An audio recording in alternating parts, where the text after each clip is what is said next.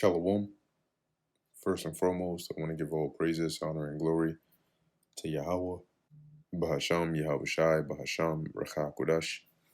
Double honors to the elders and the apostles of Great Millstone, and peace and blessings to the elect. And I have a quick update here as things continue to progress.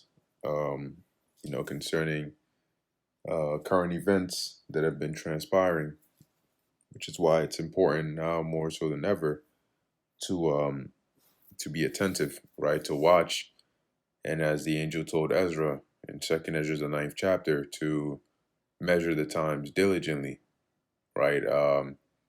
Lately, as you'll see in the Elder Apostle Tahar's titles, right? If you miss a day, you miss a lot, because a lot is happening. I was also watching a clip from the Kim Iverson show concerning the draft, the upcoming draft, right? Which is in Second Esdras, I believe the 15th or the 16th chapter, right? It mentions that about the women having no helpers, right, and their husbands and bridegrooms being killed, in the wars, all right, because eventually there is going to be a draft, and a lot of people, are going to get sent over there, which that pretty much be it for them. But in any case, we can see that this war is only escalating more and more, and it's not really calming down. Okay, but according to prophecy, it's supposed to escalate, right? It's supposed to continue getting hotter and hotter until eventually it gets to the point of fulfilling the prophecy in the fullest, and the world is seeing that. Okay, and so it says here, Pentagon sends Marine Expeditionary Unit to Middle East. Oil spikes on ground or on ground war fears. All right, and as they've been saying that their goal was a regime change, and what you have going on now is this severe and extreme propaganda. But when you listen to what, say, those that are in Israel are saying concerning this war, you start to see why the words and the actions of the U.S., according to Trump, are not lining up. Okay, it's you're fighting a losing war, and you're continuing, right, to push for that war as it escalates, and it crushes the world economies, really Babylon's economy as well. Um, but in your words, right, and it says that in Psalms, the 55th chapter, in the 21st verse, that his words were smoother than butter, yet war was in his heart, because he's being told, that Trump, that is, that he doesn't have an option. He has to continue this war. And Israel is saying that because what's going to happen if the U.S. says, okay, now we're done? And Israel's like, yeah, no, we're not. Well, the same thing that happened before is going to happen again. They're going to be dragged right back into it. So they're not leaving. Okay, they're not leaving. And it doesn't matter what they say and how they like to frame it.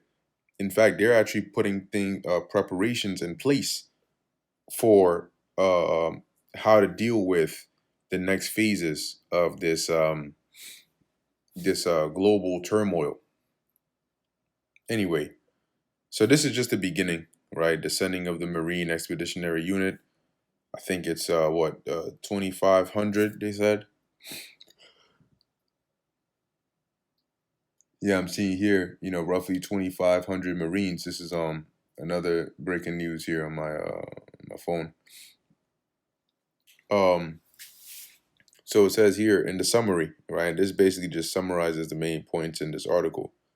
Iran reportedly approves Indian government sending two liquefied petroleum tankers through Hormuz. And you notice, like, a lot of news nowadays is, reportedly or, allegedly, and so on.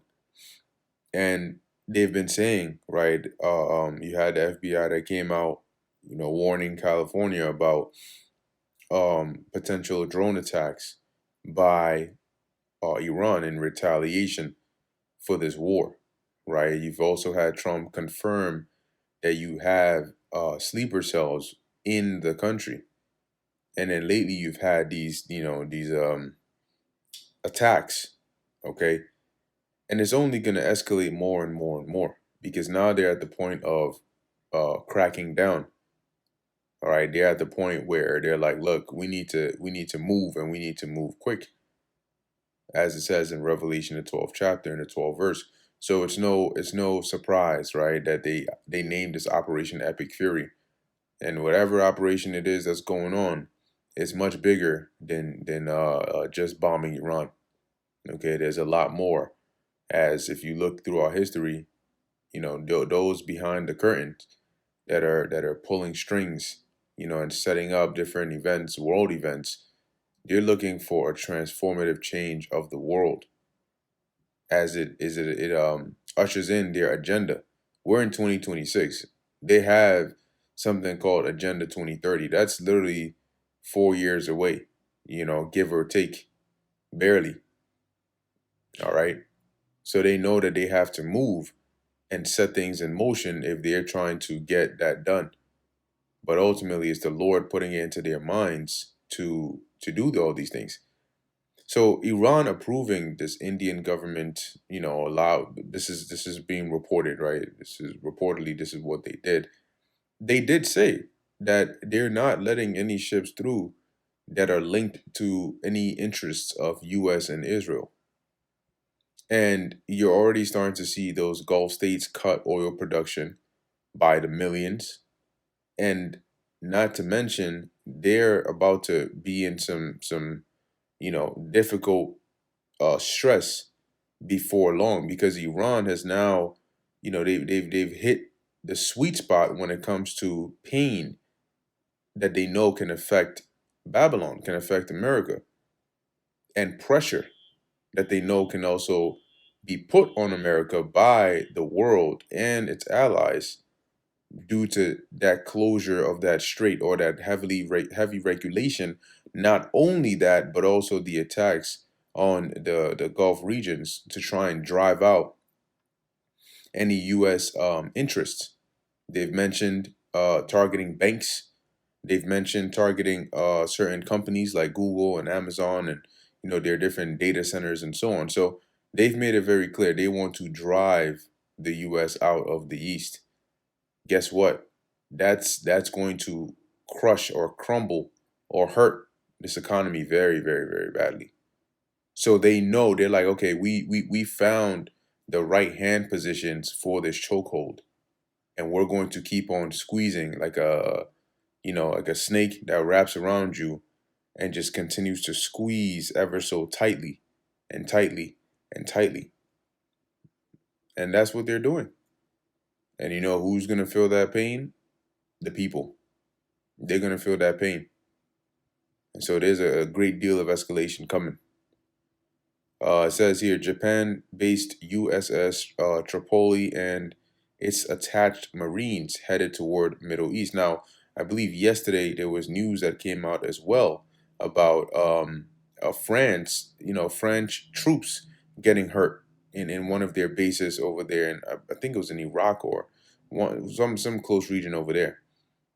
Okay, so you can already see that this thing is picking up as I forget what his role or position was.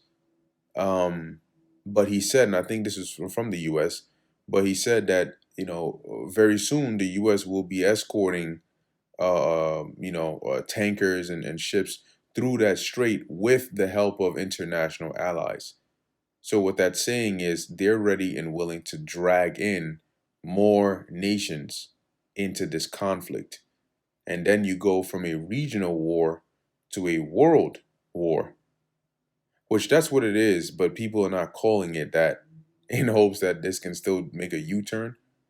But you remember you're dealing with a foreign nation here, and it's not like this is all being done in the US, and so the hidden hand behind the scenes can pull the strings and then slow it down when they want to because they're using crisis actors, right? and so they can, they or paid protesters or plainclothes actors who they can say, okay, stop now, we're good. No, you went and triggered a whole other nation, and something I was thinking about earlier today too was, if your plan was to cause economic turmoil while at the same time triggering a world war between,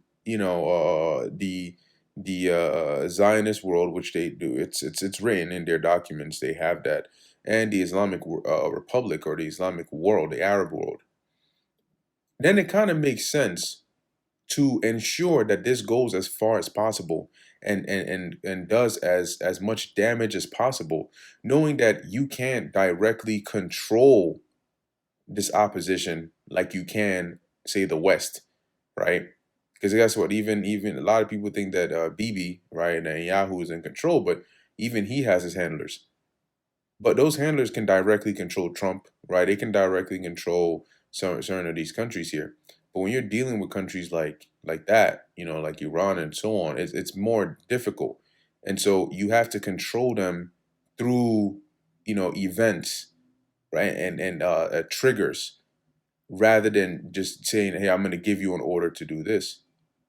So I'm just saying, if you were to, from the perspective of somebody who or people who are actually trying to inflict maximum damage on a world scale, to destabilize world economies, to collapse the world economy so they can introduce their new system through the chaos, then it would make sense to have things like that 12-day war with Iran, and then a ceasefire, and then break that, and then go to nuclear talks, and then break that, and make it known openly that yes, we basically bombed them anyway. Because what that does is that ensures that they will not trust you anymore. And that ensures that when you are playing on the world stage and people suggest, hey, why not have a ceasefire? You've already made sure that's not going to happen. You've already made sure that you've pissed them off and triggered them enough that they're going to keep going as long as it takes. So you've positioned your pieces in a way that it allows it to look natural, but it's achieving a more sinister goal. Because the Iranians are now saying, no, we can't trust you. You've backstabbed us twice. You're not trustworthy. And so we're not gonna stop. And then you got a guy like Trump in office who, his ego and his pride will not let him surrender openly. So that's why he'll keep saying, we've won. So if you've won, why are you still there? Oh, we've won, but we want to just completely obliterate them. Oh, they're basically, begging for mercy right now. They're surrendering, and there's nothing left of them. You said that twice. So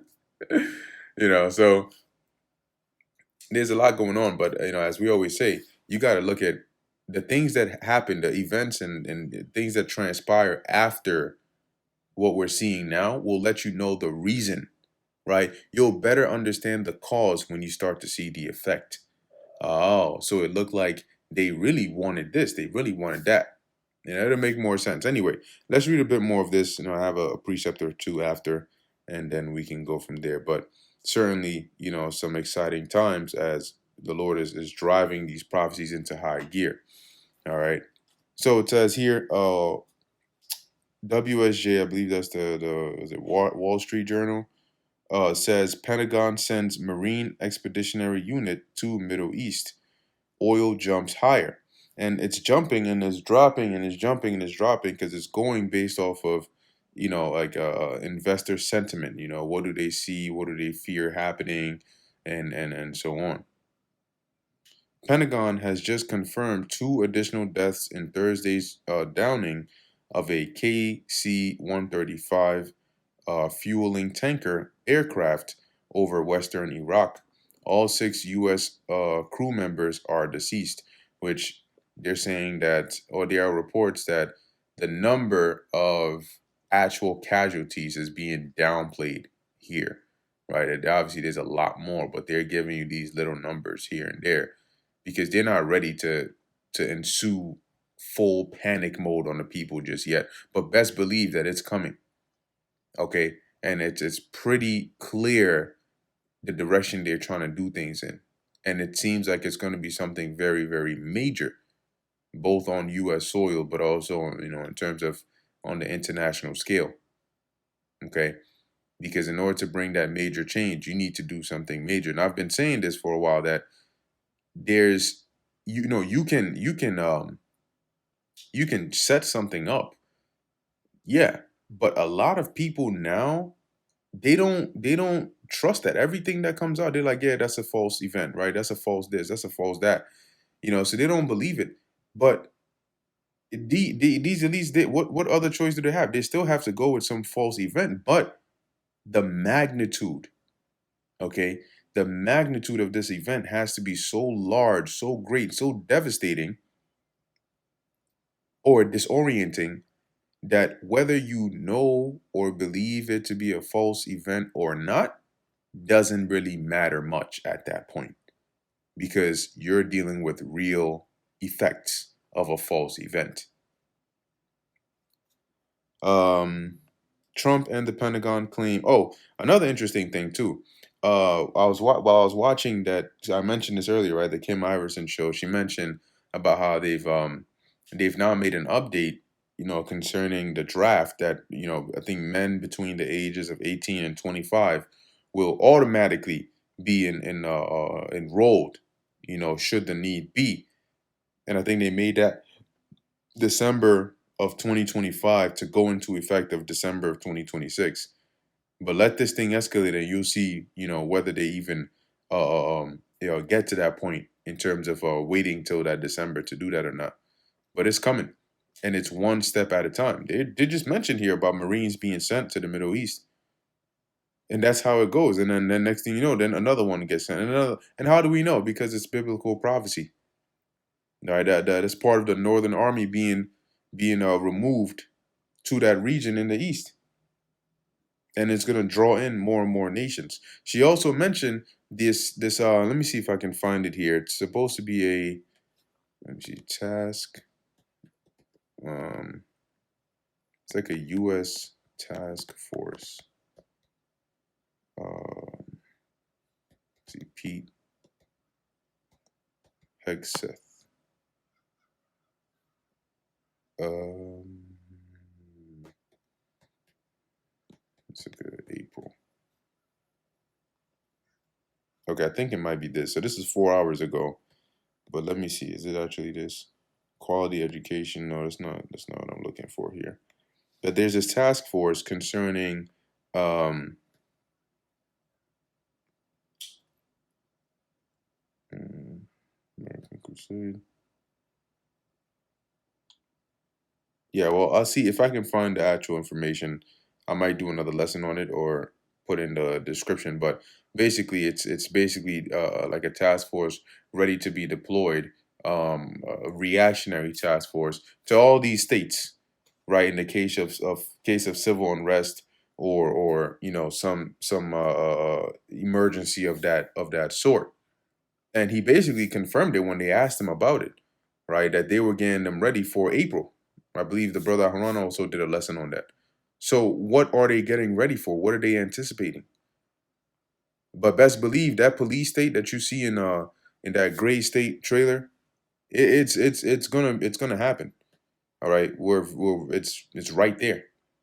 Okay, it's right there. Now the escalation, right? Think about it. Right now, they don't have public sentiment for this war.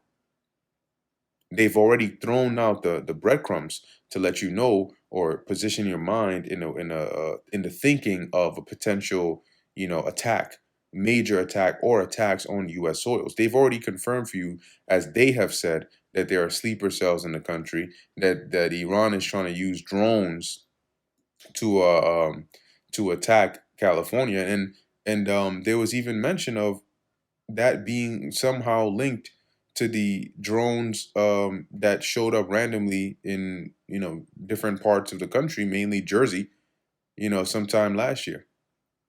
So they've already put all the pieces there. All that's left is the escalation. So it could be a random day.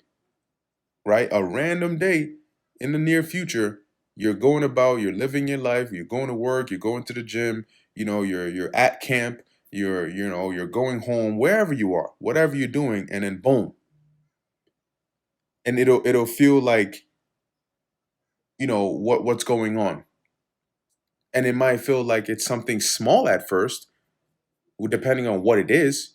You're playing music in your car and then it stops, right? And you're like, oh, you're thinking, oh, maybe the signal here is crappy, not realizing there's something much, much, much larger at play here. Okay, all of a sudden you just see you're driving, you just see an influx of like police cars zooming, and you're like, all right, one, two, okay, three, five, seven, eight, nine, 10. Okay, all right, something weird's going on. Or you're driving on the highway, you see smoke rising up from the horizon somewhere. And then your phone starts going off. Ding, ding, ding, ding, ding, notification, breaking news, notification, breaking news, breaking news, breaking, till your phone breaks. So many different ways, right? There's been an attack here.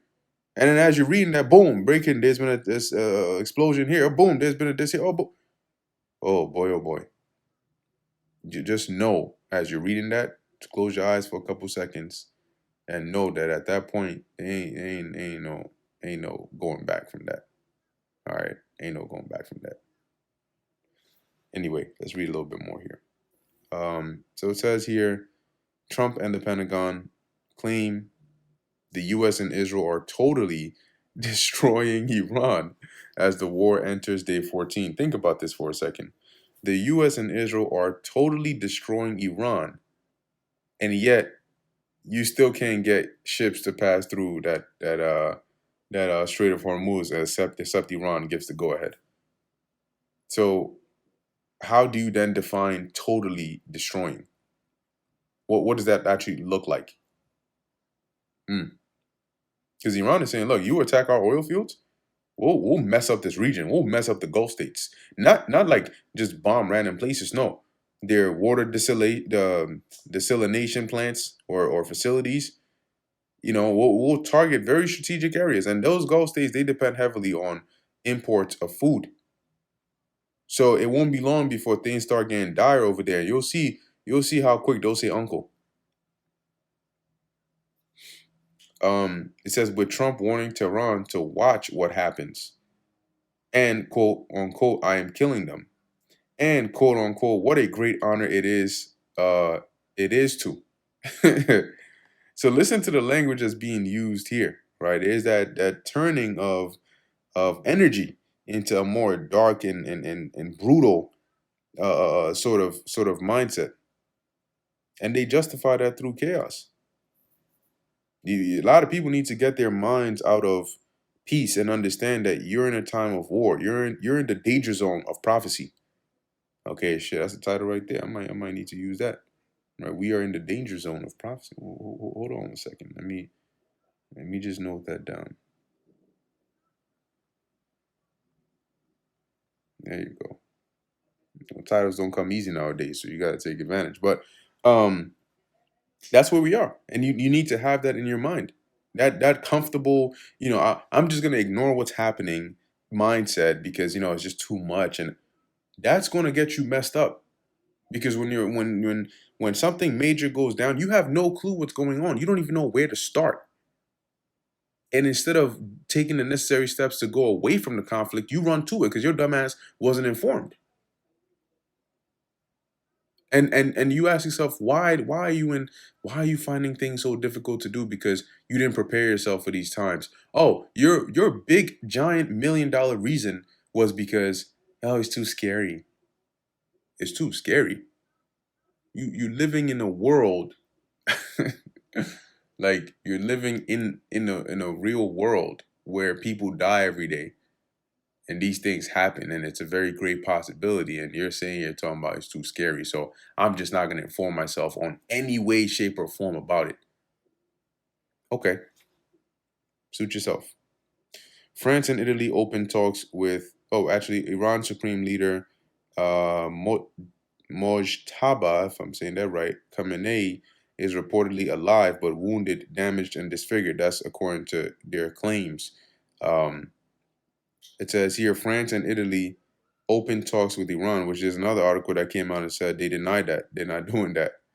So that's the propaganda, right? You know, you got to be able to filter out these things, you know, and just sort of look at the bigger picture of what's actually going on here, because there's a lot of reported information that now even from major news sources, and then later they'll come out and say no, that's wrong. Well, it happens during war. Um, Hegseth briefing: U.S. and Israel have hit more than 15,000 enemy targets since the conflict began. Several senior Iranian officials have been openly marching through the streets of Tehran today, even amid smoke from U.S.-Israeli bombing lingers in the background. Okay, and so on and so forth. Nothing else major over here. So real quick, let's get this. This is Second Ezra chapter 9, verse 1. The main point here is, he answered me then and said, measure thou the time diligently in itself. Now we're doing that, right? We're doing that one by first paying attention to the time and measuring it with the prophecies in the scriptures. Okay, that's how we know how fast things are moving, how close we are to the next prophecy, what prophecy is about to be fulfilled, you know, and so on. Because we're measuring the times, we're looking at what's happening, we're linking it with biblical prophecy, and we're being able to measure on the timeline of prophecy, where are we, what has already happened, and what's yet to happen. Right? So what mindset should we be in? How should we be prepared or preparing? And when thou seest part of the signs which I have told thee before, then thou shalt understand that it is the very same time wherein the highest will begin to visit the world he made. So we're seeing part of those signs. We're seeing a lot of those signs. So we know this is happening because it is the time of the visitation of the highest upon the world. And a lot of people, that part still hasn't settled into their minds just yet, that we are living in the visitation of the Lord upon the world. That's why these things are happening. And so once he starts to escalate it more and more and more, and just when you think you've had enough, the worst comes on top of that. And that cycle just repeats until the return of the Lord. By that time, you'll understand verse 2 of 2nd Ezra chapter 9. All right, this is Jeremiah chapter 51. Just going straight to the point. Let me see here. I'll start at verse 24. All right, and Jeremiah 51 is a prophecy concerning Babylon the Great, which is America. So what ends up happening, right, according to prophecy, to Babylon, which is America, is this. This is the fate. This is the result of everything we're seeing going on now. As things continue to escalate more and more and more, this is what it's going to lead to. Jeremiah 51 and 24, and I will render unto Babylon and to all the inhabitants of Chaldea all their evil that they have done in Zion, which represents Israel. So all the atrocities they've committed against us, the Lord is going to recompense or pay them back for it. In your sight, saith the Lord. See, so we're witnessing the Lord bringing or leading this place into perdition to avenge, okay, his servants, all right, his people, and to bring judgment for the wickedness that has been allowed to transpire over the face of the earth, and it's only began worse and worse and worse. Verse 25, behold, I am against thee, O destroying mountain. And that destroying mountain is referring to Babylon. They're a mountain representing a government, right? A body of rule. And they go about bringing destruction. This is a prime example of that. And this isn't the first and only time they've done this. So what you're seeing is a lot of like global sentiment is, this is the collapse. One of the I forgot who what his name was, but he was on that channel, Dialogue Works, and he was saying that we are seeing the collapse of the American empire. You know, he's saying we're seeing it now. You don't need to tell people the signs; just point them to the news, the right ones.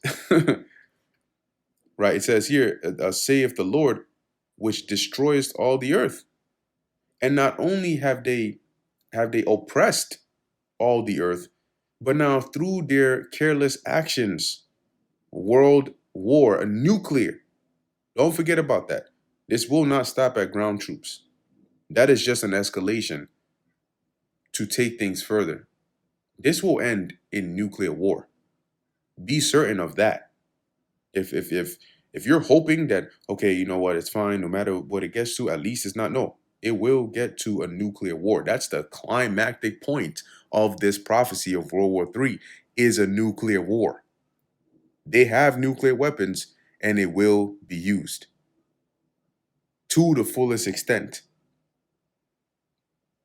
So the Lord has set it up to where the thing that people fear most, who understand the danger of what they call MAD, mutually assured destruction, which is supposed to be a deterrence from these world superpowers engaging in a world war because they know they can mutually destroy each other. That very thing they fear is what the Lord is going to do. The one thing you're like, okay, you know what? If a world war was to happen, the one thing that we hope will not happen, that's the minds of people. Guess what? That's the very direction prophecy is headed in. It says, and I will stretch out my hand upon thee and roll thee down from the rocks, right? And this is metaphorical speak. It's like a mountain, which is in a high position, being like cut down or broken apart, and it's rolling, it's tumbling, right? The rocks of it from the top of that rest of that region. All right, and that's signifying the collapse of Babylon. It says here, and will make thee a burnt mountain, right? How is the Lord going to make this place a burnt mountain? Through thermonuclear destruction. And there are a lot of different chapters that go into that. Isaiah 34 words it in a, more in a sacrificial way, a metaphorical way, but it's describing how Babylon ends up as a burnt mountain. Revelation, the 18th chapter, goes into that as well. All right, and many other precepts. Verse 26, and they shall not take of thee a stone for a corner. A stone for a corner, that's a cornerstone, and it's part of the foundational pieces when you're building. So what this is saying is, and as it continues to read, nor a stone for foundations, meaning this place will not be built up again. It will be completely collapsed and destroyed physically, okay? And it will never be built back up again. But thou shalt be, see that but? So nobody is going to lay any foundations for you, and rather you shall be desolate forever, saith the Lord. And forever simply means for a period of time. Ever is like a period of time or an age, and that can be indefinite, that could be eternity, or it could be a certain duration of time. Well, this duration of time is eternity. So when it says here forever, it's for all eternity, saith the Lord. That is the end result of what happens to America, Babylon the Great, which is America, and the beast system that is linked to it. This is all unfolding before our eyes. So, like I keep saying, before all this is said and done, the things that we're going to witness, man, it's going to bring a major shift to the world, far beyond even what those that are behind the scenes, these world elites and so on, have even imagined. Because the Lord is going to grab the controller out their hands, and he's going to show, he's going to, let me show you what a real global reset, what a real new world order looks like. So that's pretty much it. I'm going to end it here. Lord willing, that was edifying to the elect. In closing, I want to give all praises, honor, and glory to Yahweh, Bahasham, Yahweh Shai, Bahasham, Racha, Kodash. And until next time, Shalom.